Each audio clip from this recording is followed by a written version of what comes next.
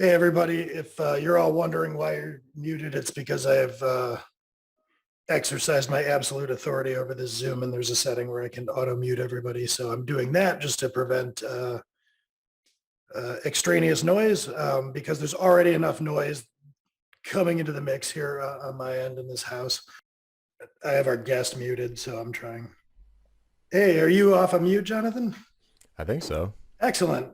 All right, I'm trying to I've never presided over a webinar style of meetup on Zoom, so trying to mute everybody that comes in, but like obviously not you. Right.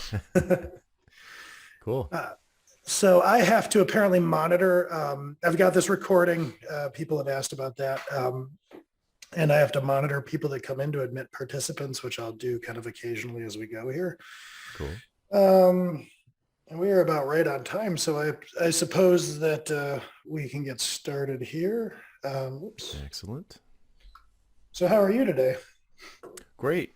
It's actually been a little bit of a rainy summer and we've got kind of a gray day. I'm up in the northeast of the US and a little out of my element. My office is being painted, so I'm coming to you live from my wife's craft room. Okay.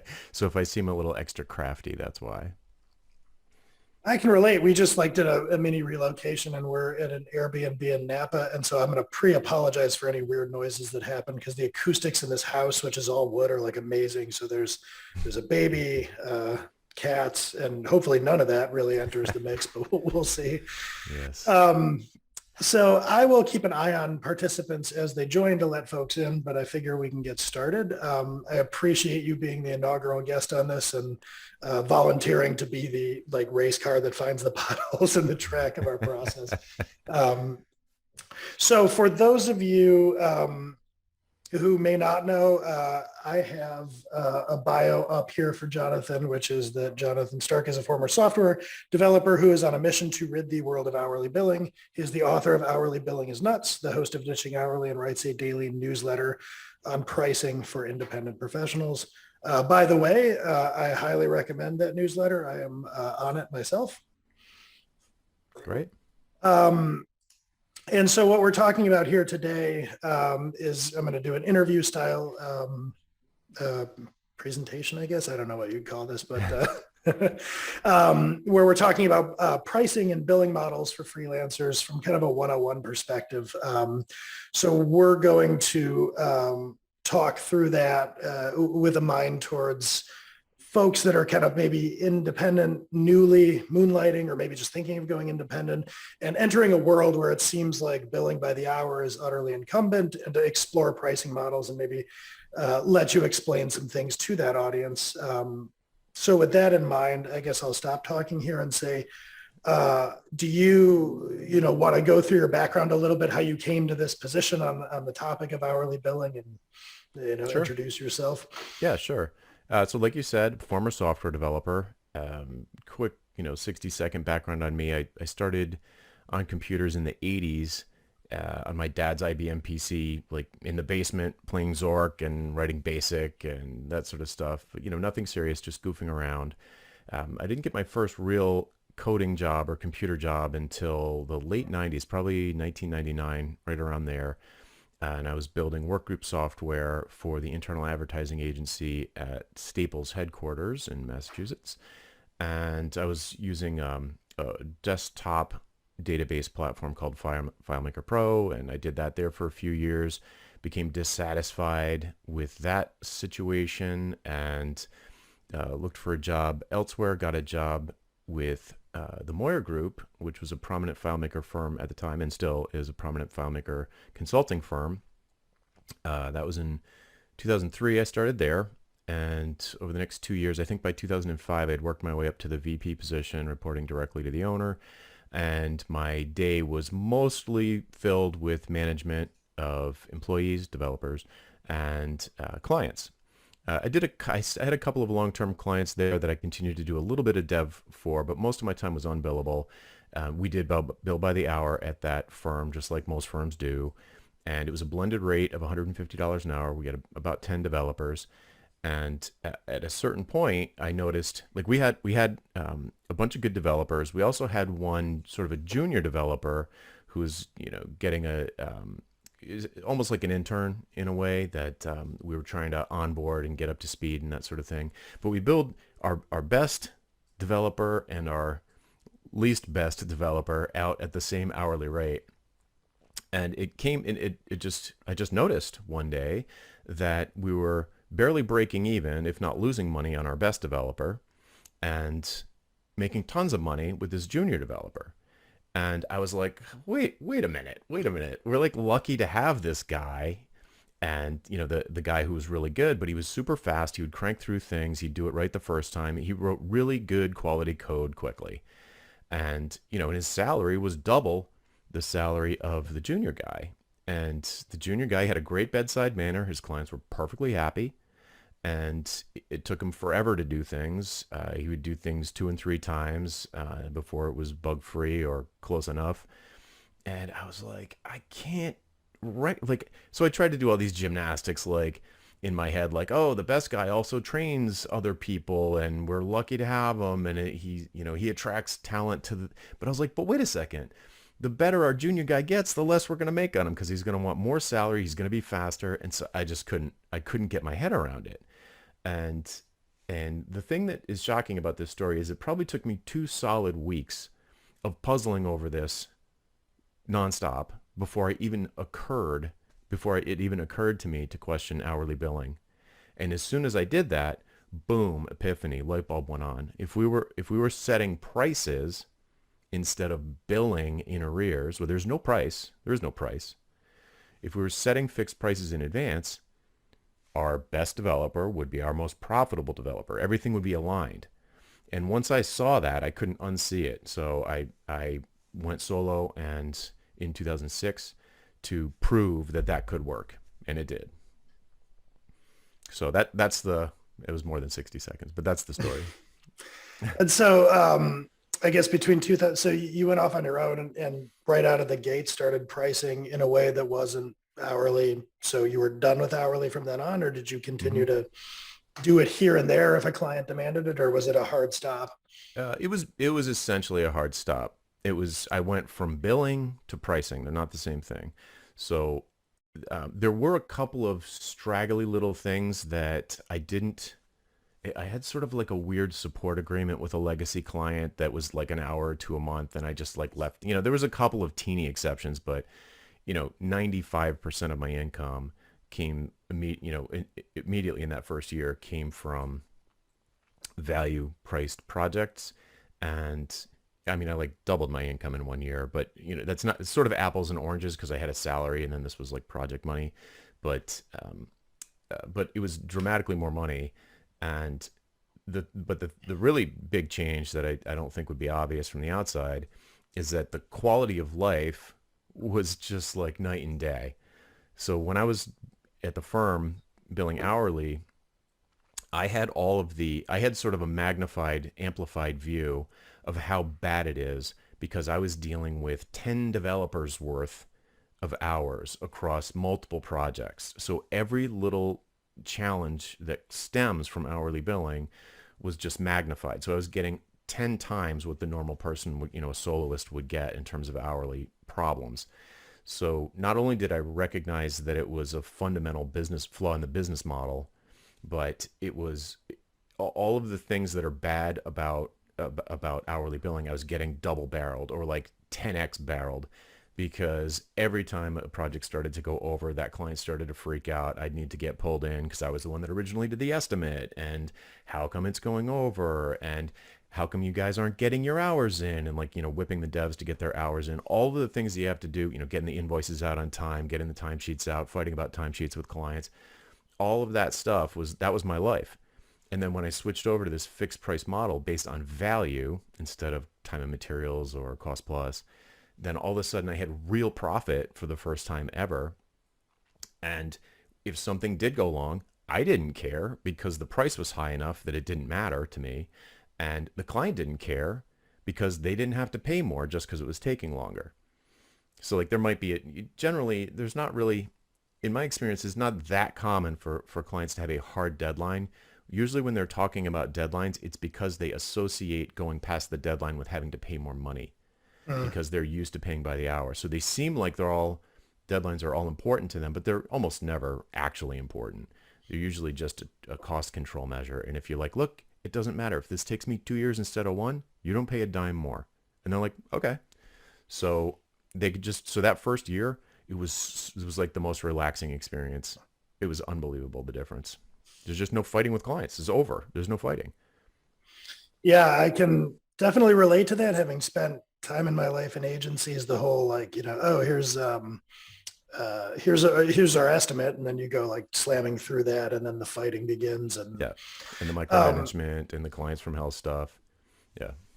so I think like if I'm thinking from the perspective of somebody who's maybe been a salaried employee and considering going off on their own, for a lot of Mhm. people, there isn't, I think based on, reader questions that I've gotten over the years, there isn't maybe even a sense that there's other ways to price services. It's just, Right. what do you do when you go off on your own? Well, I don't know, take your annual salary, divide it by 1,000, that becomes your hourly rate, and then you Right. go. So could you walk us through what are the different pricing options that you have for services? Like, what does that even look like? What alternatives are there to hourly billing, and what are the mechanics of those? Right. Yeah, you're 100% correct. Like the first question someone asks when they are thinking about going solo is what, not should I bill hourly? What should my business model be? It's what should my rate be? It's like the first question, what should my hourly rate be? And then it's like, and then they like like look at their expenses, and then they like, oh well, let's just say I want a Tesla and the newest MacBook Pro and broadband and and an apartment in Soho, and if I divide that out by 2,000 hours a year, my hourly rate needs to be $500 an hour. So okay, everybody, my rate's $500 an hour. It's like it makes no sense for your clients to care about your expenses. It makes no sense whatsoever. But I recognize that it is the way that it works. People think the first thing they think is like, well, what should my hourly rate be? And it's a combination of, dividing your salary. It's also what do other people who do what I'm going to do charge for this? And then you pick a rate that corresponds to your ego. So you're like, well, that person's definitely better than me, so I have to charge less. I'm like, I'm definitely better than that person, so I have to. It makes no sense. I mean, I understand that that's what people do, but it doesn't pass the sniff test if you think through like what is even the point of this? So okay, so what are some options? So that's your first option is just bill hourly. It's easy. It's almost zero risk for the person who's selling. It is what clients generally expect, and yeah, and you can get out of the gate. And if you don't have very much experience and you wouldn't consider yourself to be particularly good at what you do, you're just kind of like average, then maybe that's an okay place to start for you. Maybe I wouldn't, but it's not like you're leaving a ton of money on the table if you're really junior. So, but even if you are really junior, an alternative would be to come up with a product or a productized service, maybe while you're still employed, that solves a problem that you can sell at a particular price that is disconnected from your hours. So, the proverbial sells while you sleep type of thing, where you don't need to have a big long conversation with a prospect about what's this project going to be like. Instead, you offer some solution to a problem that people have. So it's like in your area of expertise, maybe, I don't know, like what is a likely type of freelancer that we have here? Like Rails developer or React developer, something like that. Yeah, the audience is going to skew app dev related. So like examples of productized service in the app dev Okay. world would be great. Yeah. So a product that you could create would be like a Shopify app or a plugin or whatever they're called, or something that plugs into Slack, the Slack ecosystem. Just make an app and sell it. Like that could, I'm reluctant to tell people to make a full blown SaaS right out of the gate because that is almost always a recipe for failure, unless you're 100% sure that there's a need in the marketplace and people are trying to, are begging you to release it so you can take their money. But that's extremely rare. But if you can spend 20 or 30 hours putting together an app that solves a problem for someone and then just put it in a marketplace, like there's dozens and dozens of these marketplaces now, Slack, Shopify, what's the Jira, there's tons of them. So look for a problem.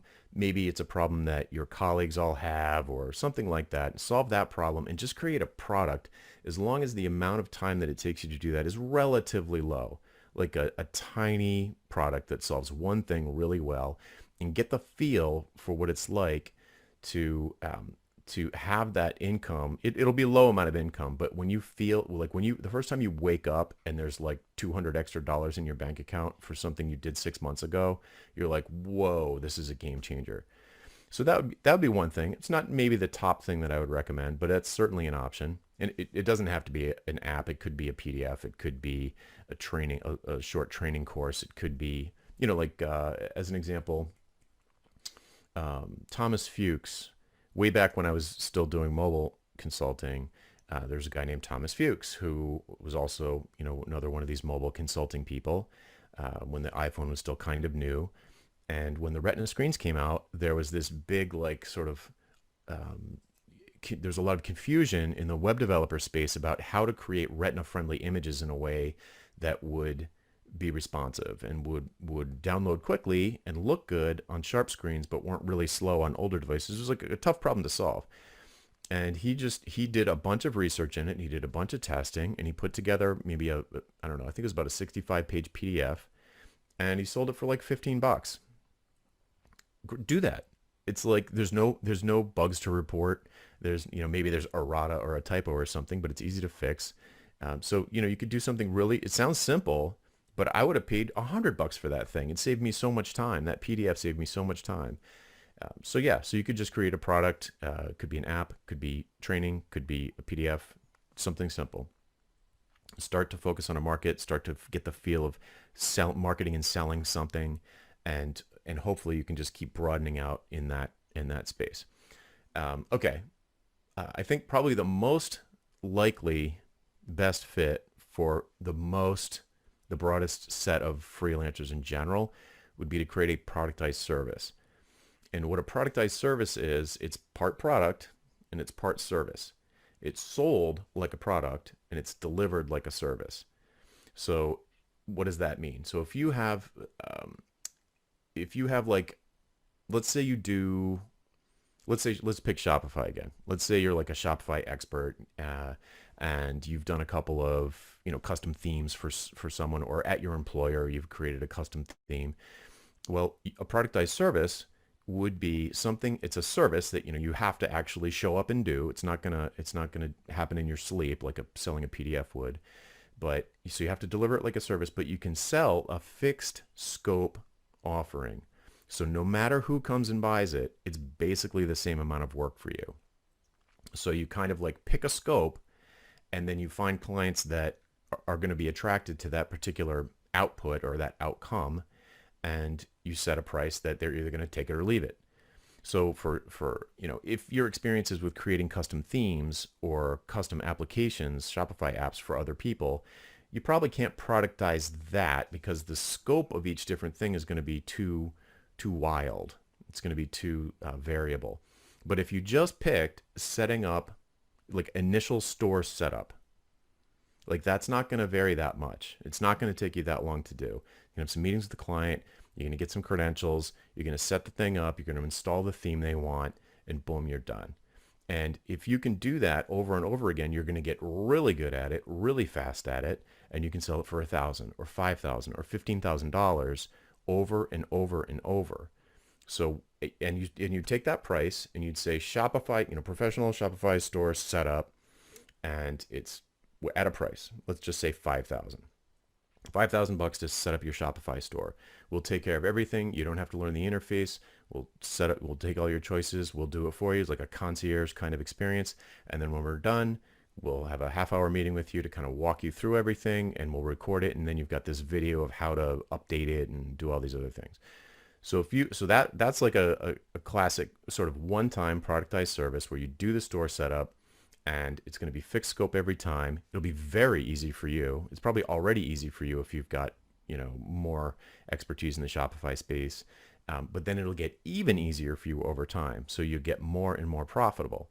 So there's not a time for money thing at all. Another thing you could do that's a productized service is more of a recurring monthly productized service which could be something like support and maintenance for some kind of app. Like you built something for someone, and they're like, well, what if something goes wrong? It's like, well, you can pay me $1,000 a month, and I'll do all the patches, and I'll do all the backups, and I'll make sure that the disaster recovery is working, and I'll send you a report at the end of each month with like errors and any errors and blah blah blah blah blah. And if any bugs come up, you report it to me. I'll respond within 1 business day and let you know how long it's going to take to fix, so on and so forth. Another classic one that I use or have used, I'm not using one right now, but I have used, is podcast production. So like every week you're going to do a podcast over and over and over. So it's this ongoing thing. So you can charge per month to edit the podcast. And folks on here, they're developers probably, so they wouldn't do this, but you can probably think of something like that where there's this ongoing thing that needs to happen, whether it's support and maintenance, or maybe it's updates to the website because, I don't know, you have a bunch of restaurant clients, and every month they change the menu and they need to have all the things on the website updated to reflect the new changes, or whatever the case may be. Maybe they have new courses or something that they teach courses at a knitting store, and you need to constantly update the website. Well, they can just put in their credit card and pay you whatever, 500, 1,000, 1,500, 2,500 bucks a month to do this sort of ongoing, recurring productized service. And for you, the scope is roughly the same all the time. So like across all of your clients, every month is going to take you about X number of hours per client. Some months will be busy for one client, other months will be dead. But on average, you can hopefully, it's a little tricky to find the right price, but once you do find the right price, you've this very predictable recurring revenue that's reasonably profitable. And then you just try and start pouring more people into that structure that you've created for yourself. And so this is like building a business instead of just creating a job for yourself, a job with no boss and no benefits, which is what normal hourly, I'm going to freelance and basically do my job for other people, for a bunch of different bosses, for an hourly rate. And at the end of each one of those projects, you have nothing to show for it but the money, which is nothing. I mean, you could get the money, you could work at Starbucks if you just need money. But if you want to build a business, then you need to create some sort of leverage or structure or intellectual property, some kind of systems that inherently have value, which a productized service or products would do easily. So one model, creating products, there's productized services. And I guess I'm wondering, so if we're thinking about how services are priced, I thought I heard you say something earlier about cost plus. Sure. And then let's say value pricing, like there are different, I guess, structures. Can you take us through that a little bit? Like, what are the different, like, what is pricing mechanics? Yeah. What are the options that people have in terms of like how you might conceive of prices? Sure. So what you're talking about is projects. So how do I price a project? So, the product and productized services, they're not projects really. I don't consider them to be projects. A project is when someone comes to you and they said, hey, Alice gave me your name, heard you're a great web developer. We need some web stuff done. Could we talk? And then you say, sure. And you jump on a phone call, and probably in the email before you even get on the phone call, they're going to ask, what's your hourly rate? Because they expect it too.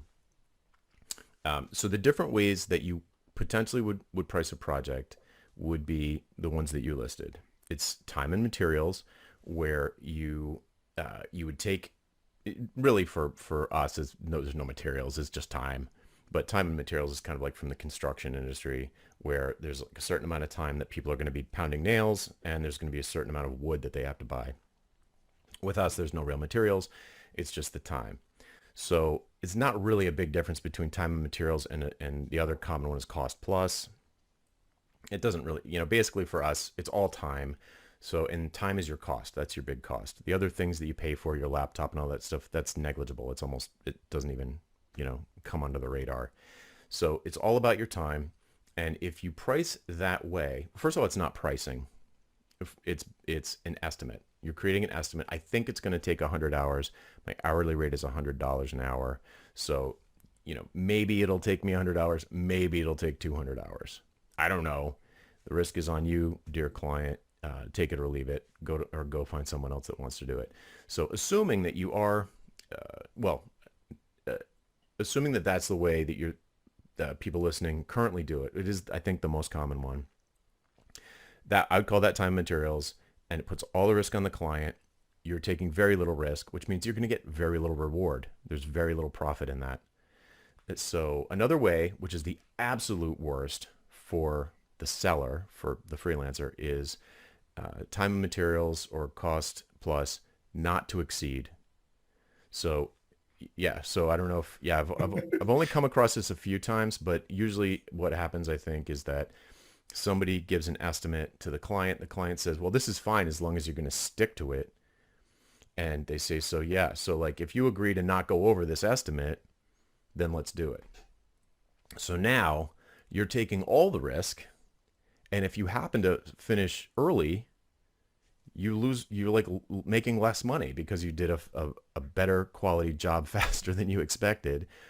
So you get absolutely no benefit from being fast and good. So that is the absolute worst because you're taking all the risk and you get no reward, and you even get punished. The better you are, the more punished you get. So hopefully no one is doing that. Hopefully anyone listening to this will never do that again, or will never do that.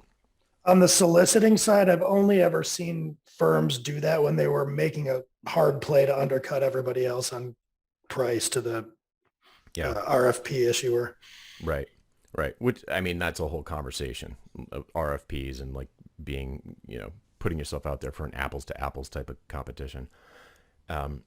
So those are technically two kinds of pricing: time and materials, cost plus, and then I suppose there's like a third and a half, second and a half, or number 2B, which is time and materials not to exceed. And then there's and in none of those have you given a price. In my opinion, you have not given a price. You've given an estimate. But the client is forced to make a pricing decision, because like to make a buying decision, they have to treat the estimate like a price. And no matter how many underlines or flashing red bold print you put in your proposal that this is an estimate, if you go over that estimate enough, if you exceed that estimate enough, they're going to start to freak out. They're going to start to become the micromanaging client from hell monsters that freelancers like to laugh about online. But how would you feel if you thought you paid $20,000 for a car, but you actually ended up having to keep paying? Wait, my payments were supposed to stop this month. Oh, well, it ended up costing us more to build it. It was tougher than we thought, and the shipping was more expensive. So your car payment's not going to go away for 2 more years. So it feels to the client like the deal is getting changed on them when it's too late for them to have any leverage, because the decision they're faced with in that point is, we either need to kill this project and lose the sunk cost that we've already paid this person, say it's $20,000, or hope that it goes over less than the sunk cost. It's a terrible position for the client to be in. And so they turn into monsters. You've demonstrated that you're bad at estimating. You've demonstrated that you're bad at controlling scope creep. Or whatever, you're bad at something. You might be great at your coding part of your job, but you're obviously bad at the project management or the pricing estimation. So that's going to make them freak out. It would make anyone freak out. If I was having my garage roof worked on and they said, we think it'll be $3,000 and it ended up being $6,000, I don't care if they have reasons. That wasn't what I agreed to. So, part of the problem with hourly billing is it encourages scope creep. It punishes getting better and faster at what you do, because you make less money. You'd make less money if you bought a faster computer. It makes no sense to even buy a faster computer, for those builds to go faster. It's like, why would you spend $10,000 or $3,000 on a new machine to lose money? It makes no sense. So the XKCD, it just made me think of where they're sword fighting and they're like, we're compiling. Like, there's no better way to earn money. Yeah. Sorry, yeah. Compiling. What do you want from me? Yeah. Right. And there are many moral dilemmas around hourly billing. Like, what if you're in video production? Like, do you charge for the time it takes to export the video? I mean, you have to babysit it. Something could go wrong, but you're not doing anything. You're probably checking email. You're like, should I charge for that? It creates tons of dilemmas. What if you discover that for $500 you could buy a piece of code that's going to and own it outright, that's going to take you 100 hours to build? Should you buy it? You probably should, but then you'd lose the 500, and you'd lose the 100 hours worth of hourly billing that you would have done. But so are you really acting in the client's best interest? Either way, it's like, it's terrible. But anyway, I'm getting off track. So yeah, so I think the black belt level way to price projects is to do value pricing. And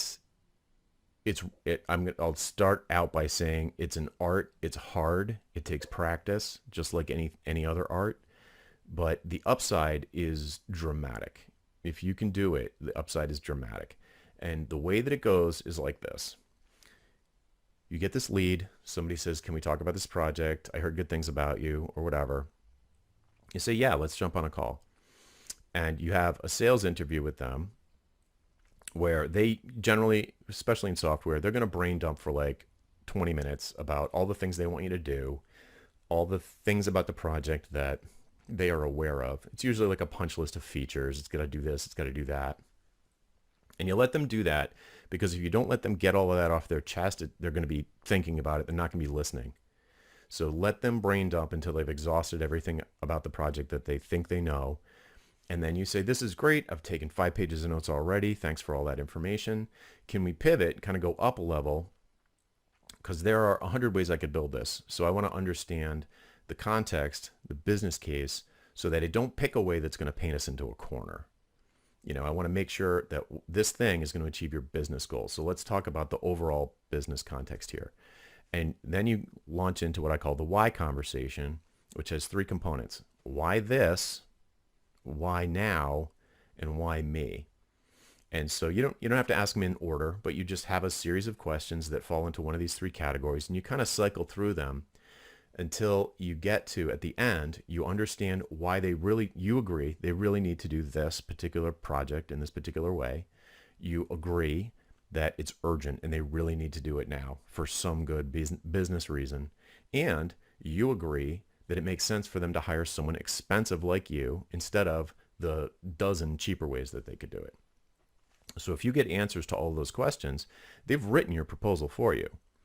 Pretty much. They've written all the hard parts for you. So I have my students take that information, they put it into this 5-page template, and in the most important piece of the proposal is the beginning. The first thing is the situation appraisal, where you say your current situation is X. Your desired future state is Y. There's a difference between where the business is right now and where they want the business to be.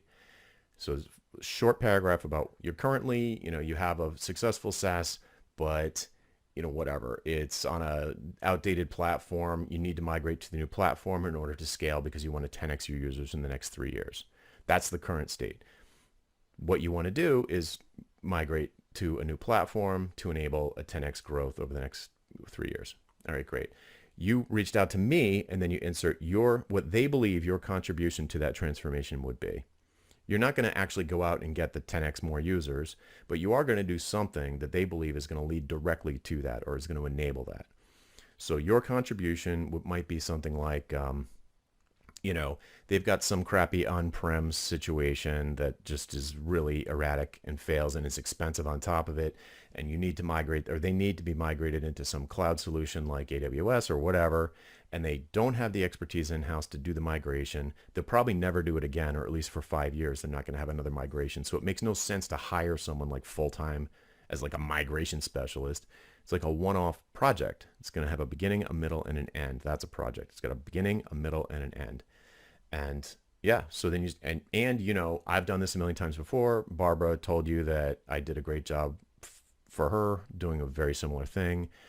Here are 3. So that's the situation appraisal. Current state, desired future state, and what they think your contribution to the transformation will be. Great. That transformation, the difference between points A and point A and point B, it has a value. It's worth something to them. And in that sales conversation, if you keep drilling into why this, why now, and why me, you will have a rough idea of what that value is. It's not science, it's art. But you can create a back of the napkin calculation of like, oh, if they even 2x'd their users, it would be, at $49 a month, that would work out to $1 million a year, incremental revenue. So, I could definitely charge 10, my contribution has to be at least 10% or they wouldn't even be talking to me. So I'm going to come up with a 10% price. I'm going to come up with three options using a pricing curve that I call the Goldilocks curve. But the first price is going to be 10% of the estimated annual value. So yeah, and then once you have the price, now and only now do I think about the scope. I scope last. So I find the value. Let me back up. They told me a bunch of things they want me to do, and I wrote all those notes down. But in my head, I'm not necessarily going to do these things. They might be wrong. It might be a bad self-diagnosis on the client's part. They're not an expert. There might be a much easier way to get the transformation that they want. There's all kinds of reasons why I'm not thinking about scope yet. So I find the estimated value. Let's say it's $1 million. Then I come up with a price, $100,000. It's only 10%. Only 10% of that $100 million. So I believe after talking to them that I can make at least a 10% contribution to this transformation. So now I think, okay, if I had $100,000, what could I do to move this needle for the client? It might not be exactly what they asked me. It might be that all of those things need to be done, but I might not do them. I might not manually do them myself. I might say, here's option one. You get 3 people from Upwork.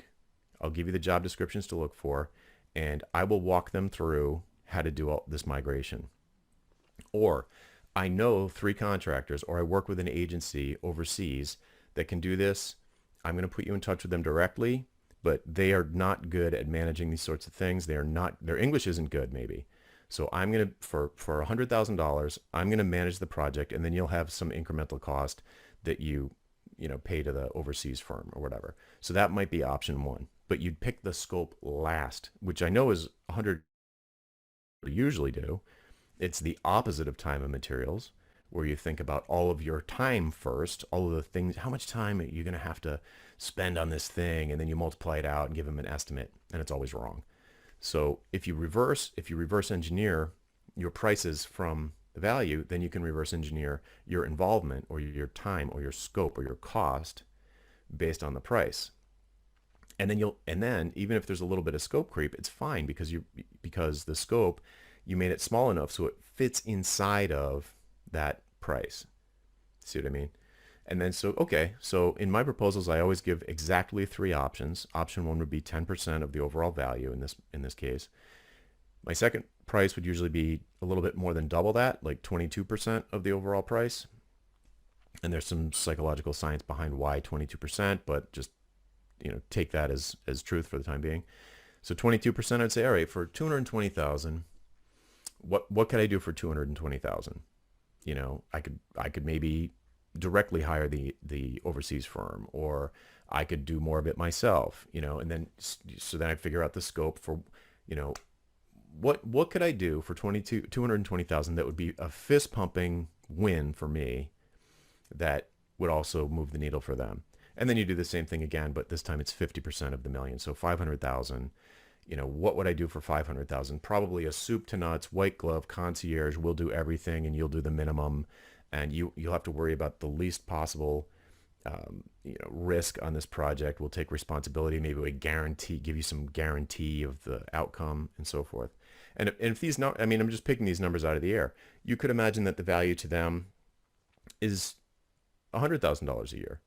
And then your 10% price would be $10,000. If the value to them is only $10,000 or the value to the client is only $1,000, then the prices that you can set, so $1,000, 10% of that is like what, 100? Yeah. So your option 1 price would be $100. What could you do for $100 to help this client migrate to AWS? Probably nothing. It's probably not a good fit because the value's not there. Unless you want to write a PDF for them and charge them $100 for a plan, and then resell that in the future to other people. But anyway, the idea of working backwards from the value to the price to the cost is the mind shift that you need to make if you're going to move to this kind of a model. So if I think about kind of what we've walked through here, like if I'm going off on my own as a freelancer and thinking like, there's this incumbent idea of hourly billing, like just Hmm. processing what you've said, there's almost like I could do like a flow chart or something. If I'm thinking of what I might do instead, what are some options? And on one Hmm. side is, do I have something I'm really good at and I can just nail? And if I do, if I can do something over and over again, if I'm an expert, if I understand the scope, now I'm thinking of a product or productized service that I can Hmm. resell over and over again. Like, so for what it's worth, hit subscribe. The entire business model is selling blog posts, which is a very predictable scope. Like it's a productized service.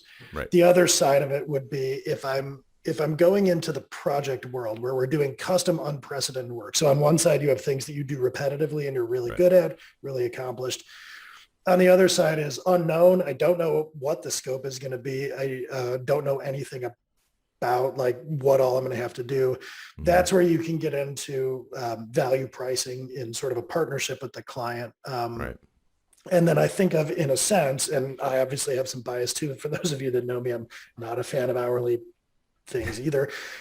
In the middle, you've got kind of hourly, which is sort of like in a sense, like the worst of both worlds. Like I'm not accomplished enough at this. I haven't done it enough times for it to be predictable. I can't tell you how long this is going to take me. Who knows? But you also don't know what the value of what you're doing is or the scope is going to be. And I Hmm. think about hourly billing as essentially saying, I I don't know anything except that I want to get compensated for every minute that I'm working on this, which Yeah. is understandable, but Yeah. also not a great experience for the client. So Yes. if I think of it in those terms, and hopefully that's a reasonable kind of I agree with choose that. your own Yeah. adventure there for work for freelancers. But like the thing the freelancers might ask, like folks listening in on this call is like, well, what's really wrong with making sure I get compensated for every minute of work? So I don't have Hmm. anything that I can do repetitively enough to set a flat price on and not feel like I'm going to take a haircut. I don't really know how to do this value-based pricing. Right.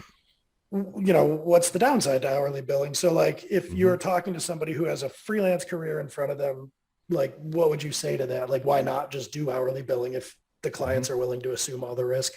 Yeah. I mean, there are dozens of things. I'll just probably keep to three.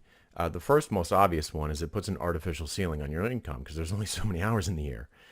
You can't bill 80 hours a week all year. You'll burn out. So if you're currently freelancing and you made like whatever you made last year, say $100,000 last year, what if you wanted to double it? What would you have to do? You'd have to double your hourly rate. Good luck landing clients like that. You'd have to work twice as many hours. Good luck surviving that.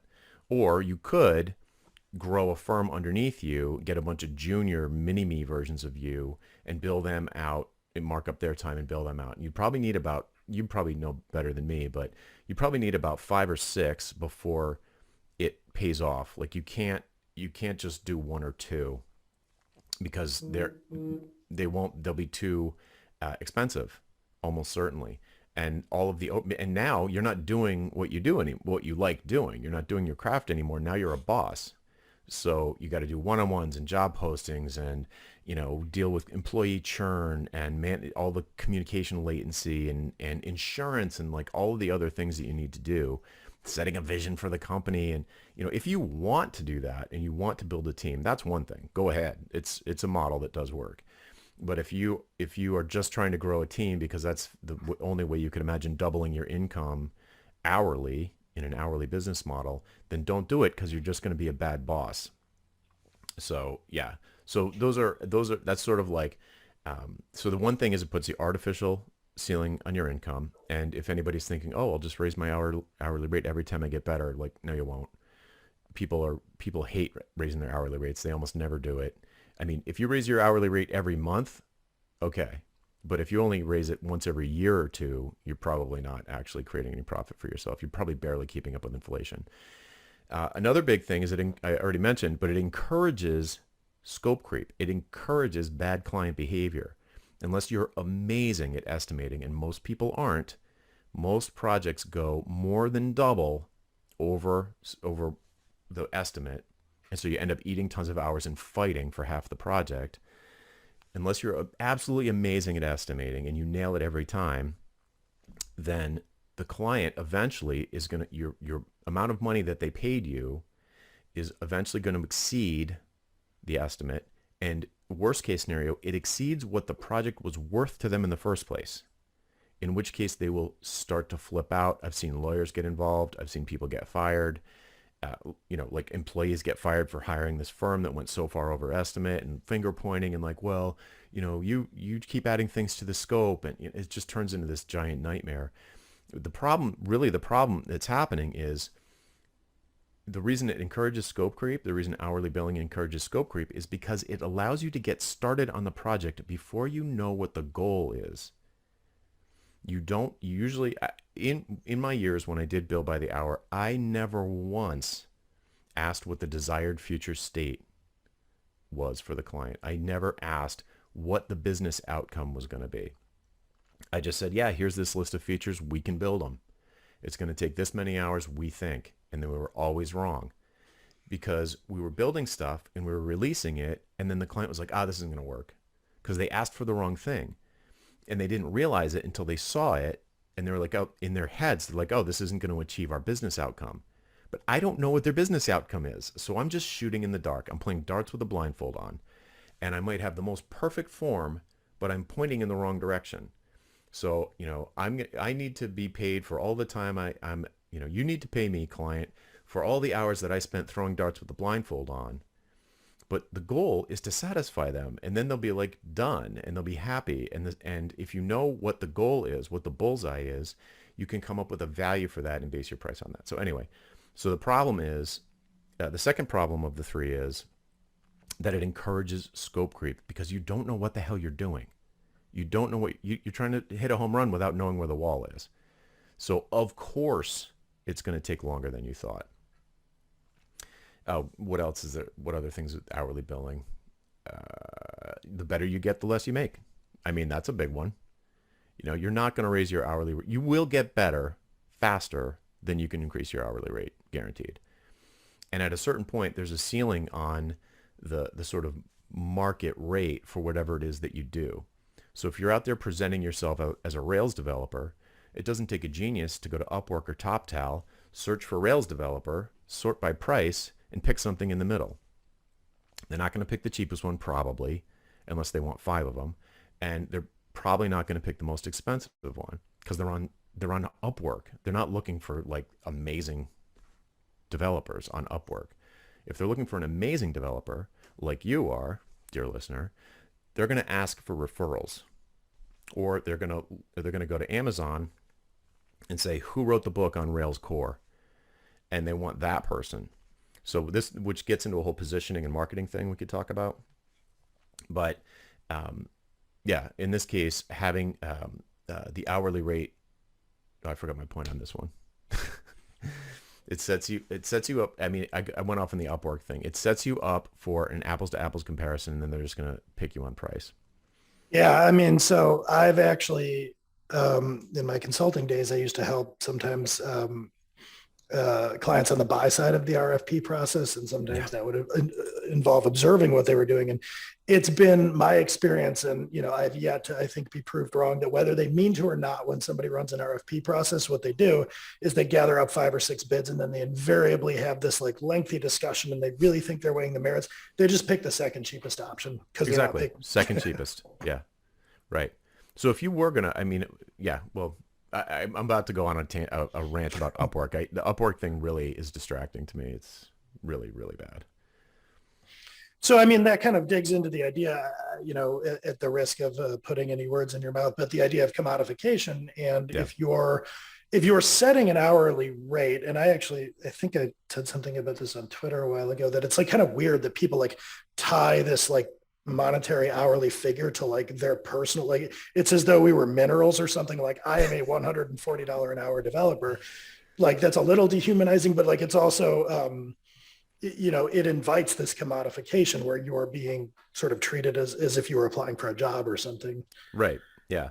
It's presenting yourself like an apple in a store, and people are like, well, I guess the apples are all different. Well, I guess if you weigh them, they're different prices. But the idea is like, if someone can sort by rate, it's not even price, but if they can sort by rate, they're going to pick the second cheapest one, like you said. Like and maybe they're going to look at stars, recommendations, and that sort of thing.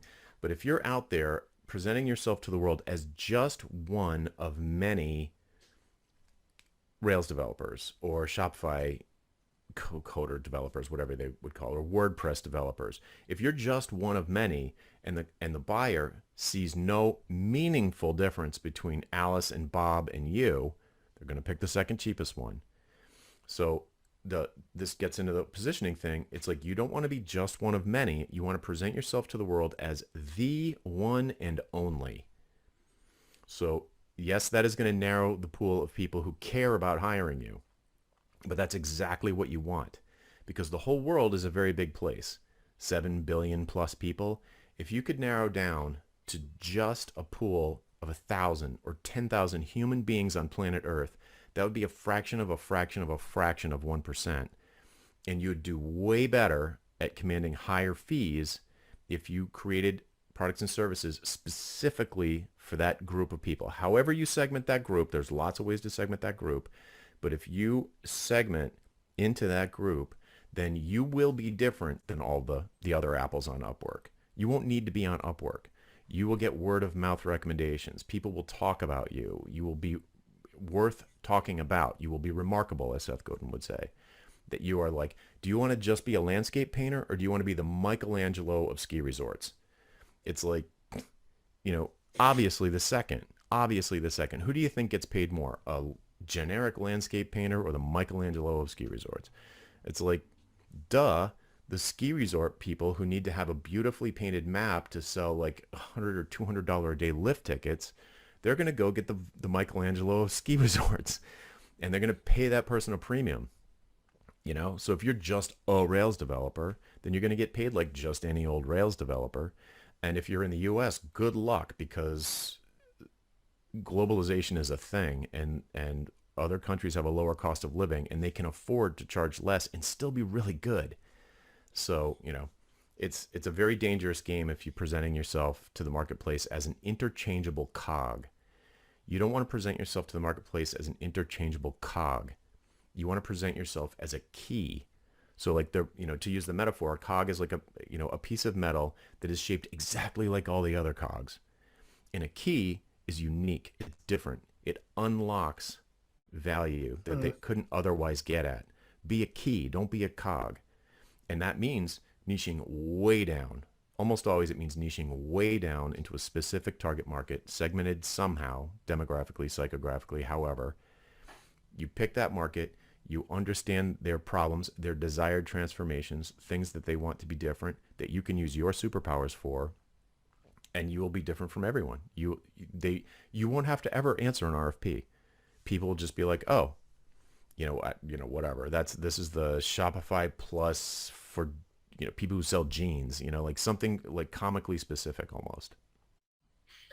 With your students and the people that you, I guess, talk to about pricing and positioning and whatnot, is there like a natural kind of trajectory and then ceiling to the freelancer and income? Like, is there a inflection point where they just top out, or like what is the arc Hourly? there for, yeah, if you go off on your own and you do the standard freelance thing, I do like this for X dollars per hour.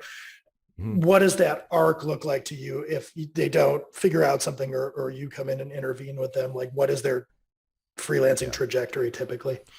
Yeah, if you bill hourly, your ceiling, I've surveyed people about this. The ceiling, at least in the US, is under 200K.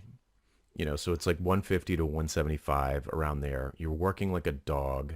You probably have raised your rate a few times. You might be making 150 or 200, but it's hard to get enough billable hours to fill up the year at those rates.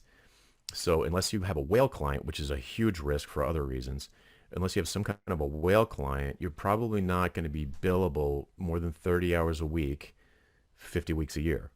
So, just do the math. And oh, by the way, take out taxes and health insurance and all the other things. And you're basically working with roughly 200. Most people I talk to, they're doing about $100 an hour, and they bill about 30 hours a week, and they're busy most weeks, but not all weeks. And if you just do the math, it's not a bad income, but if over time, if you start to see things like your clients, you help a client launch a SaaS or a website for a course, and they do $2 million of sales in a weekend, you start to think, huh, maybe I should have charged more than $5,000 for that. Mm. So after a while, so like hourly's fine until it's not fine. So if you're happy with it, okay, I'm not here to like beat you up, but pretty soon you're going to find out that you're in the hourly trap. You got this artificial ceiling on your income, and you're faced with the choices I gave you before. Dramatically increase your rate, which is just going to decrease the number of hours you work because it's harder to sell. Work twice as much. No one wants to do that, especially as you start to have dogs and kids and other things. And and the last thing is make a firm. If you want to make a firm, I'm not your guy. People do it. It can work. If you want to be a boss, be a boss. But yeah, you just hit the ceiling, and you start to see like, geez, as you get better and better, and you feel like you're making less and less, and you're delivering outsized results for your clients because you're actually great at what you do, you start to think, I'm getting not screwed. I mean, it's your own fault, but it's like I'm just feeling this tension. I'm feeling like something's wrong. The other thing that will really get people off the fence is they'll start losing jobs to people that are much younger than them, like a lot. And they're like, and they start to think it's like an ageist thing, and maybe it is. But the fact of the matter is, youngsters who don't have dogs and kids and can live on pizza who are just as, maybe not as good as you are in your mind, but just as good in the client's mind, and they cost a lot less, and they're willing to work 80 hours a week. And it's like, it's hard to compete with that. So yeah, I think hourly gets less and less attractive the better you get at what you do, the longer you've been doing it. It starts to become like, wait a second, this is going down. Here's another thing, like, and when I go on vacation, every hour that I take off feels like I'm losing $200. Hmm. Like, that psychology will eat you alive after a while. Yeah, I can relate to that at times earlier in my career. I want to give folks time for Q&A, so I'm just thinking of one more thing I'd like you to address, if you would, which is, let's say that the folks listening are sold, like, I'm billing people $100 an hour, and I want to move to something else. I imagine one of the things that tends to come up when you do that is, in an hourly world, especially if a client is recruited you through Upwork or TopTal or whatever, that seems just like unimaginable to the client. Like, what do you mean you want to charge in a different way or have a productized service or whatever? Like, so I guess what I'm wondering is, like, what does the migration path tend to look like? If you have hourly clients, do they tend to be intractable and you just have to go find new clients, or can you kind of migrate them? Or how do you recommend people, I guess, once they've bought in, to like actually execute a plan to get away from Mm. away from hourly or to a different pricing structure? Yeah, so the short answer is that it's really hard to migrate them because you have to get yourself out of the friend zone. Like, you're in the wrong place in their mind. And it can be difficult. It's not impossible. So in general, I would say it's easier to just get new clients on the new model. But it's like, geez, I've got all these clients. What about them? Should I just fire them all, or like, do I just minimize the time that I work with them? And there should be some churn in your clients. You should be letting go of the bottom 20% of your clients every year. You shouldn't have just one whale client. That is the worst. You might as well just go get a job. Like, that's, having one whale client is very bad. But if you are going to try to migrate clients, I can think of two ways that I've seen work. One is, and this is especially if you've gone over budget more than once on a project estimate, is you can say, hey, they're like, hey, we've got another project coming up. And you say, I'd like to do something this time around. I'm going to give you a fixed price. Because remember last time when we went over and we had to keep going back to the owner and ask for more money, and that was bad for you and it was uncomfortable for me. They're like, oh yeah, I remember that.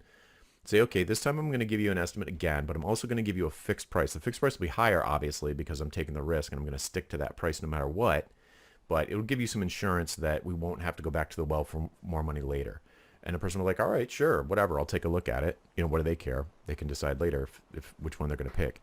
And so what you would do then, create a normal estimate, get the scope and all the stuff that you would normally do, create a normal, whatever your current process is for estimating a project, and let's say it's $10,000. You come up with it. I think it'll be $10,000.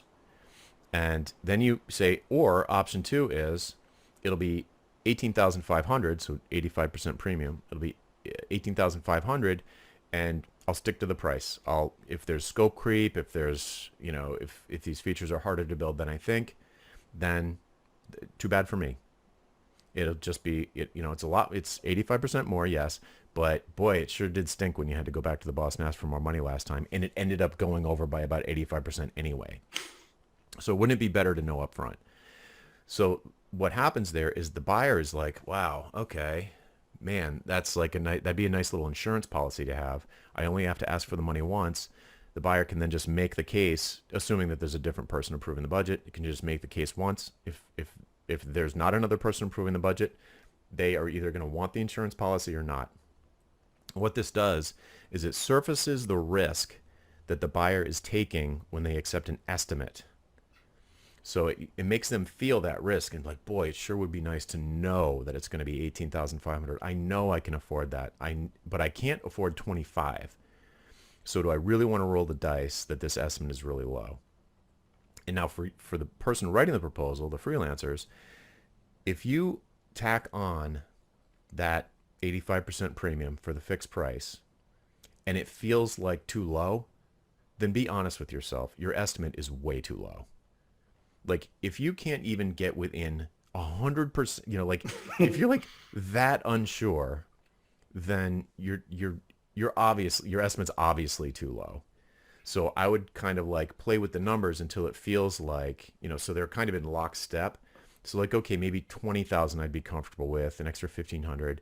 So, do the reverse percentage. I can't do it in my head, but maybe it's something like the estimate's like 12,000 and the fixed price is 20. And you'd kind of be comfortable with either one of those. That those prices, your fixed price should not be double or more than double your estimate, because that just makes you look like an idiot. Like, you know what I mean? Like it's just screaming to the client that you have no idea what you're talking about when it comes to estimating the project. So yeah, so that's one way to do it. Another way to do it is if you have more of a job-like relationship with a client where you're doing like 20 hours a week, roughly, up or down, like between 10 and 30 hours a week with them on a fairly regular basis. And it's not really a project. You're just kind of like staff augmentation or contracting with them and doing that. You could say to them, like, look, you've been doing it for a while. Say, hey, look, what do you think about averaging this out? It's basically about $10,000 a month, give or take. What if we just average the last 6 months and we switch to a monthly payment? It'd be easier for your accounting. It'd be easier for me. It wouldn't be this variable rate from month to month. And if it's a busy month, fine, it's still $10,000. If it's a slow month, great for me, it's still $10,000. And then we can just forget about, and treat it more like a salary type of situation, but take hours out of the equation, because then at least you can stop doing timesheets, you can stop submitting that stuff. Theoretically, it will change the conversations to something that's a little bit more like outcome based, or at least output based. So it'd be more like, these are the features we need done in the next 2 sprints. And you're like, yeah, I can do that. And then you commit to it and then you do it. And if you keep on delivering these outputs, it's not outcomes, it's outputs on a regular basis, and it's keeping them happy, then you've successfully extracted the hours, the trading time for money, from the equation. So as long as they're happy with the output, they aren't going to care what the hours are. They're happy to pay $10,000 a month for this much output. So at least it's still a deliverables kind of model. So you're leaving money on the table probably, but it would be potentially a way to transition an hourly client into more of a recurring monthly fixed price thing. Yeah. So those are 2 ways. And then, I'm assuming also you'd recommend, maybe standing up like a small productized service, putting up a landing page or something to Oh yeah. do in parallel. Yeah. I mean, if you're doing something, it would be fairly unlikely. Yes, it's just fairly unlikely that the kind of client work that people would normally be throwing at you is probably not productizable. It's probably not that much repetition to it. Could be, but maybe if there's something you're doing every month for them, like disaster recovery or testing the backups or running error reports on the cloud front or something, then maybe you could take those pieces that are recurring monthly and just package that up as a thing that you'll sell to this client and to others and say, hey, good news, Bob.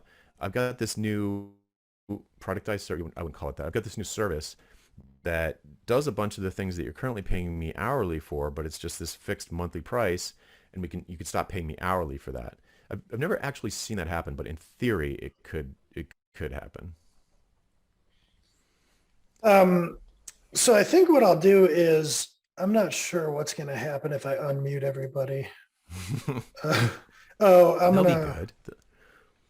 So I think, okay, everybody's still muted, but I think you can all unmute yourselves now. So I'd like to throw it open to Q&A if anybody would like to jump in, and I guess I'll hope folks can manage, the crosstalk. So questions. Hey, Jonathan, how you doing? Hey, how's it going? All right. So I'm someone who is in a position to be both a buyer and I've been a seller in the past. And my selling has been selling hourly to larger companies who go through multiple structures, and it's been, frustrating because the middle people are skimming off the top. And I understand the business model, the business reasons for doing that they can't continually onboard new vendors, particularly at larger corporations and things like that. They might have a longer tail onboarding process. They might have certain requirements that you have to meet as a company. So those are probably not the best companies to go after starting off, because they'll have you tiered in the middle somewhere and you might not be able to get that kind of business with them. Are you talking about working through an agency?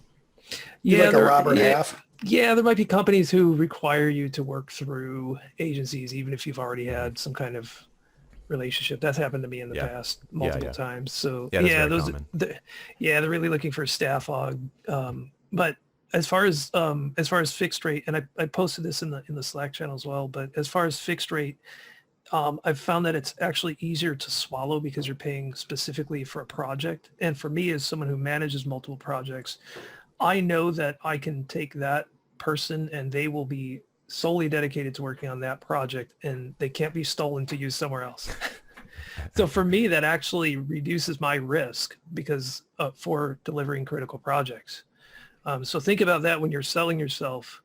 And but there is this little hill that needs to be overcome, and maybe you have some advice on that. The hill seems to be this sort of two-way trust issue between payment and delivery, where the vendor, which would theoretically be everyone here who's going and doing this, would be would need to ensure payment, but then at the same time the client needs to ensure delivery. So how do you kind of, especially when you're in a new relationship with a client, things are a little bit shaky. You don't really know where the other person stands, and building that trust relationship takes time, right? Yes, so that's super critical. Like you're not going to like my answer, but I wouldn't work with someone who I don't trust, and if they don't trust me, I don't want to work with them.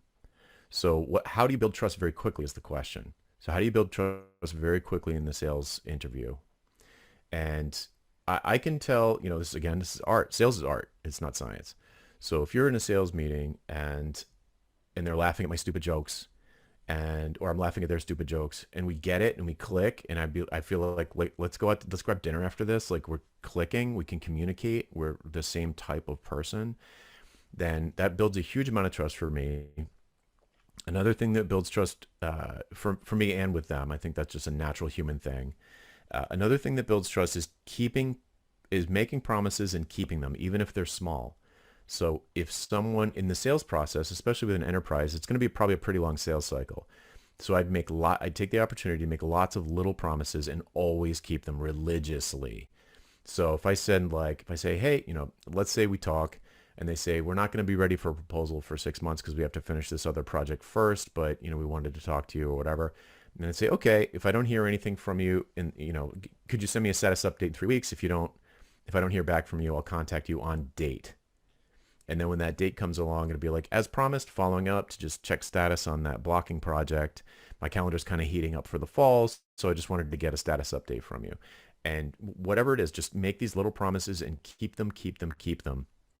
And that builds a lot of trust. Another thing that builds trust is making yourself vulnerable to the other party, which is why I don't use contracts. So if it's like hey, you could sue me into oblivion. You're like a Fortune 50 company. One tweet from you and my career would be destroyed. I'm not going to try and sue you. None of that stuff. And I'm not suggesting nobody use contracts or, like statements of work or, master service agreements, but I never did. And I think making myself vulnerable in that way to them, it's like, here's the handshake deal. It's a 5-page proposal for a $200,000 project. And, and if, and I guarantee it, I'll give you a 12-month bug-free guarantee. If after launch, anything happens that this thing goes down, I will fix it for free for 12 months. So guarantees are another way guarantees, I think, are a risk reversal. I think they're partial trust builder because it takes someone to be pretty bold and confident in their work, their output, to offer a dramatic guarantee. So I think that can actually build some trust. It also reverses some risk. It also sets you apart from other people. So guarantee is a very interesting thing here. But the big one that I'm leaving for last is marketing. Marketing builds trust. So if you are famous for doing something, you're the one and only, you're not just one of many, they're going to trust you. They're not even going to talk to anyone else. We need the AWS migration person. We want the best in the world. We'll pay anything because we'll lose millions if this goes down for 5 minutes. So yeah. So being famous for what you do to your particular target market is going to create a massive amount of trust. So yeah, I think I probably gave four different ways to build trust. But yeah, you're absolutely right. Trust is huge. It's super important. Going that big, Jonathan, seems like a big task to be the famous person for anything, What you pick a small pond, be a big fish in a small pond. Yeah, that's a good point. In a certain circle, you're the person that everyone knows. Yeah. If you're in Cheers bar or something, maybe it's a little dated of a metaphor, but Yeah. In 2010, I released a book. O'Reilly published a book of mine that made me famous with a fraction of the people on planet Earth, like maybe 10,000 people bought. I don't know. But practically nobody on planet Earth bought this book. But the sort of third-party validation that it was O'Reilly and the fact that I was going to conferences and speaking, so these are both marketing activities. I was going to conferences and speaking about this very specific thing, and I had a very specific horizontal specialization. If you needed to make your terrible desktop website look amazing on this shiny brand new iPhone 1, there was me and 2 other people on planet Earth that could do it. So, and the other 2 weren't consultants. So I was the only option. Yeah. So, and how many people care about that? Like I said, maybe 10,000. But I ended up working with Time, Entertainment Weekly, Staples, Cisco, you name it. Like half of the Fortune 50 probably. Nokia, T-Mobile, just tons of them. Because but I'm only, because they were buyers inside of those organizations who were like, we need to do something about this website. Who should we get? And everybody said me because the developers all had my book on their desk. So it was like, we don't know how to do this, but this guy does. And they hold up the book and, and there's tons of trust there. And they're going to expect to pay a premium. They're not going to expect to send me an RFP and compare me to 3 other people. There was no one to compare me to. So, but that's a long game, especially a horizontal specialization. It's a long game. It could take a year or 2 to really establish yourself in some niche where you're the one and only. And there should be some name. I'm working with someone now. She's like the Marketo Queen. So it's just you're like, hey, if you need a genius of Marketo, you might not even know what Marketo is, which would be kind of prove the point. She's in high demand and you don't even know what it is. Right. So you can pick an extremely, extremely tight niche, even a horizontal. And if you're actually good, I'm not saying lie, but if you're actually good at what you do and you're recognized as an expert, that creates a massive amount of trust in this tiny market that you have picked to serve. Isn't there also a risk there though that you're taking? Now all of a sudden, if Marketo goes away, Totally. Nobody's using it anymore. Yeah, that's a platform. Entire... Yes. Yeah, she has a platform specialization, and that is the exact risk. Ask any Flash developer. So, that is definitely a risk with a platform specialization. And it was a risk with you could almost call mine I wasn't like an iPhone website guy, but for all intents and purposes, that's what it was, because Android wasn't even out yet at the time when that book came out. So and that kind of happened to me in mobile because the S curve happened. Everybody, all of the expertise that I had in my first book was built into WordPress. It was built into Shopify. It was built into Wix. It was built into everything. Bootstrap was new. Responsive web design didn't even exist when I wrote that book.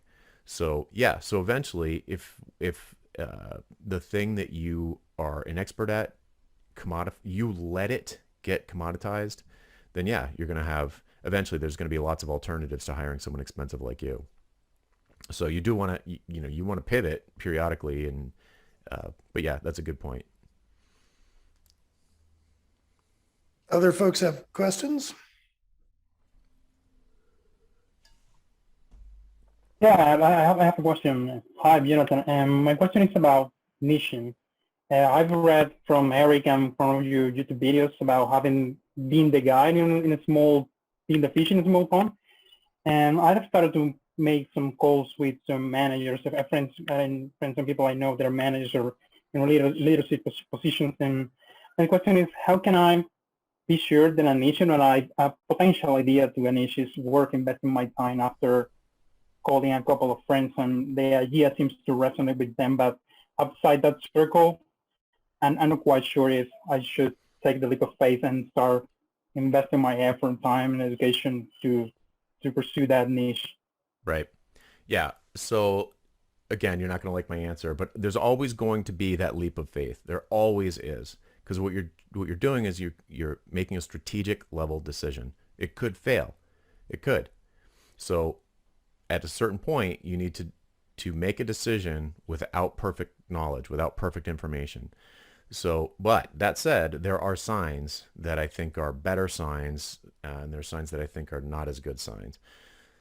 So if you're, for example, you could say, pick a niche and say, these are the people I want to sell to. These are the people I want to serve. These are the people who I really care about. These are the people who I want to create business transformations for, because whatever, I care about their mission, or they're my kind of people. We click. It could be that they are liberals or Republicans, or it could be that they're skeptics, or it could be that they're stoics, or it could be that they're soccer moms, or it could be that they're non-technical founders of bootstrap startups. It could any kind of group that you care about and would like to hang out with a lot, because you're going to be hanging out with them a lot, is a great place to start. Be like, okay, these people I care about helping, and how can I help them? So then you talk to those people and you find out what problems they have. What keeps you up night? What big opportunities are you unable to capture? What's changing in the industry that you feel like is going to leave you behind? Like, what are you worried about? And then hopefully in this group of people who you care about helping, there's some problem that your skills can assist them with. And then you can start to design products and services around solving that problem. I call it an expensive problem. So if you find a group of people that have an expensive problem that you can do something about, then you're probably in good shape. Now, if you pick a group of people and you find that you can't get your network of friends and family and colleagues to introduce you to them and get on the phone with them just to have a market research call, then there's basically 0% you're going to be able to get them on the phone for a sales call. So if you are able to get people to say, you reach out, there's a thing on my website called the introduction game. You can just Google for my name, an introduction game. And once you have an idea for a positioning, like a niche market, you have an idea, a hypothesis of what problems they might have based on past experience, then you could say to your friends and family, hey, everybody, do you know someone who looks like this? Do you know someone who takes 3 or more ski vacations per year? Do you know someone who drives a Tesla? Do you know someone who shops at Whole Foods? Do you know someone who's founded a startup, is on their second startup? Do you know someone who is a creative director in an ad agency? And whatever that niche is, whatever that target market is, you'd send your friends and family who trust you and say, hey, do you know anybody who looks like this? I'd like to talk to them about something I'm thinking about making. I'd like to talk to them about coming on a podcast that I'm thinking about starting. I'm doing some research for an article. I'd like to ask them a few questions about the thing that you want to ask them questions about. So if you reach out to your network and you end up with like 15 phone calls and these people, so first of all, your friends and family did know someone like you want to talk to. They had a Rolodex moment, I call it. And they're like, yeah, I know who I can introduce you to. And then those people agree to talk to you about the topic.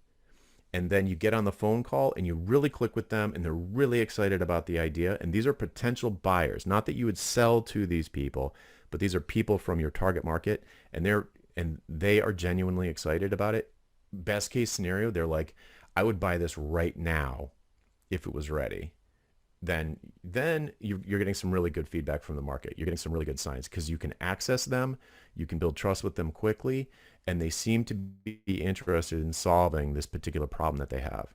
And if you see that pattern, then it's a very good sign that you're going to be able to fund the work that you would do to help these people. Like my overall business strategy it's very simple, but it's powerful. Help people you like get what they want. Not what they need, and not people you don't like. Help people you like get what they want. So if you can pick a group of people you like, get them on the phone, find out what they want, then you say to yourself, how can I help these people I like get what they want? And if you can come up with a good answer and price it in a way that's acceptable to them and to you, home run. You raised something interesting there because you said help them get what they want, not what they need. And I think I've been indoctrinated for a while the opposite so I do professional services through Accenture right now. And I'm at that cap basically that you're talking about, that right before 200 grand cap. And it's interesting that you brought that up, that want versus need. And I'm wondering if that's something worth elaborating on. Yeah, sure. So the problem, let's tell a story.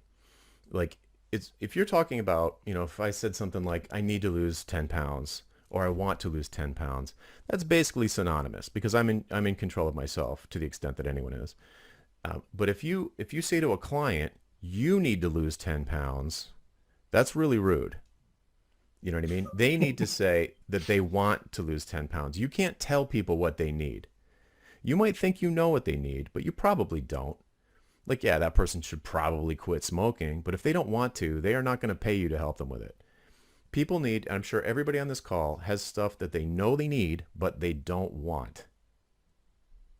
Everyone would probably be like a billionaire with washboard abs if they did what they need, but you don't. You do what you want, and people aren't going to buy what they need unless they also want it. So, but that you also don't want to be, you also want to have professional ethics. You don't want to give something to someone that they want if you think it's actually, if you're just not happy with, not comfortable with creating that outcome for someone. Like they want you to do something that is distasteful to you for some reason, right? So I'm not saying you always give people exactly what they want, but it can be a good conversational way into figuring out what the underlying desired business outcome is, the transformation. So someone might come to you and say they want bigger buttons on a checkout form of their e-commerce website so that people can tap it more easily on the phone. And you'd say, okay, but why do you want that? Why? And you have that why conversation with them, but you're never being prescriptive or you're never mansplaining to them. Oh, here's what you really need. You want to find out at the deepest level that you can get to, what do they want out of this? Like, yeah, I can build all those things for you. That's fine. But what do you want? How will you know this is a home run? What does success look like? Let's say I do a perfect job at all of this. How will your business be different? And then they'll get to what they really want, which is going to be some kind of measurable business outcome, like increased morale, better brand reputation, a thought leadership position, increased profits, decreased costs, increased productivity. Every sort of high level tactical request, if you're talking to the right person, which is a precondition, if you're talking to the right person, all of these sort of tactical requests, bigger buttons, make the logo bigger, can you make the blue a little bluer? Underneath all of those is something that they usually don't volunteer without much prodding. And you got to figure out what is the underlying goal. It's like, okay, what are we really trying to do here though? Are you trying to, all that list of things that I just said? Increase morale, increased brand, increased thought leadership, decrease costs, increase revenue, increase profit. It's different things. Expand into a new market, increase market share. Like, how do you think this thing that you're asking me to do is going to contribute to your business being better in 3 years? So I think the want thing is your foot in the door to have a conversation about their underlying business motivations. And I see a lot of developers come in who'll say stuff like, oh, well, what you need is a complete rewrite. And it's like, no, they don't want that though. Maybe they do need it. They'll need it, or you can switch what you see as a need into a want possibly. You can say like, oh, well, what you want is to be able to release features faster because some competitor is eating your lunch because all of your customers are churning out and they're going to someone else because you can't release new features fast enough. Then maybe technical debt is a problem and they do need the technical debt remediated, but don't lead with that. Don't be like, what you need is to rewrite the code base, or what you need is to migrate to AWS. It's like telling someone they need to lose weight. Like, they don't want to hear it. It's rude coming from someone else. But if you can chart a path from their surface level wants into their deeper underlying motivations, then you can start making recommendations that will help them get what they want, and along the way do it in a way that you think is the way it should be done. So yeah, I'm glad you brought that up. It's a very big difference. Jonathan, I apologize for jumping in so often here, but there's something in psychology that's called where they recognize the presenting problem versus the underlying problem. Exactly. Yes. And same thing. that kind of relates to what you're describing. Yeah. And I usually talk about it in terms of symptoms. Like, they'll say, "Doc, you got to help me with this cough." Yeah. And it's like, well, what you really need to do is quit smoking.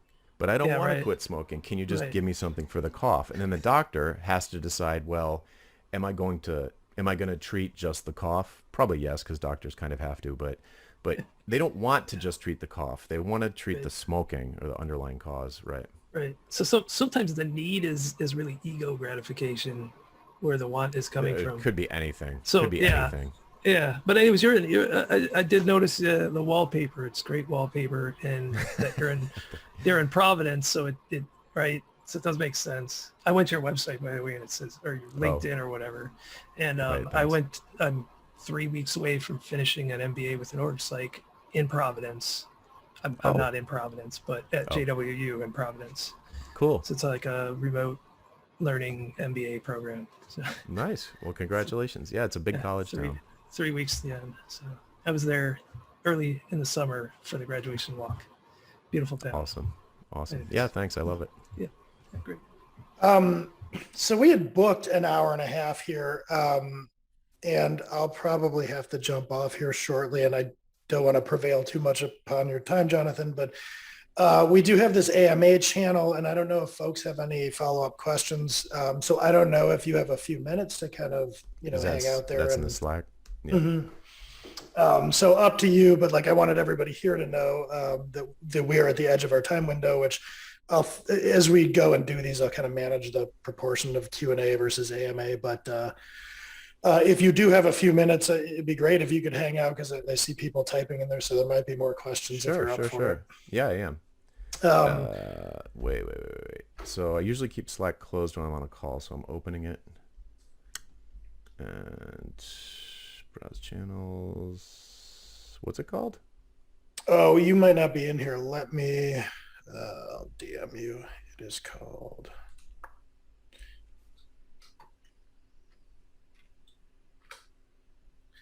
and for any of you that are on the call right now, that channel is a public channel, and it's called Guest Speaker AMAs. So you can jump in there too. And I appreciate, Jonathan, your patience and everybody for bearing with as we kind of work out the kinks here, and including what the proper proportion between live Q&A and the Slack channel is. So really do appreciate you joining us. This has been a really cool conversation. I've enjoyed it. So thanks very much. Here. Yeah, thanks for having me. I really enjoy it. All right. Take care, everybody. Cool. Yeah, I'll be in the Slack channel for probably about 15 minutes. Yeah, so Great. Drop questions in there and I'll answer as best I can. Sounds good.